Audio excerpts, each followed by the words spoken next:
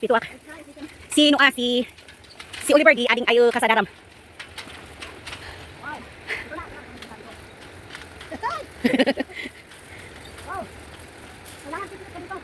Hindi tuloy-tuloy kasi.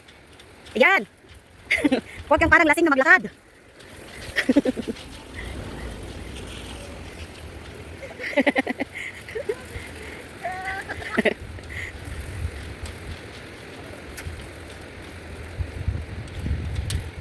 Wow, si Mama dari. Apaya. Yan po sila rin direkto. Nagsisisiwit po. Parang NGE.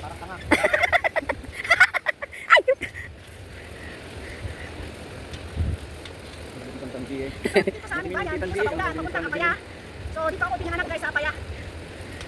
Pupunta tayo sa bundok. Kaya ako naging igorot dahil taga bundok ako. Oh, isa kang aita.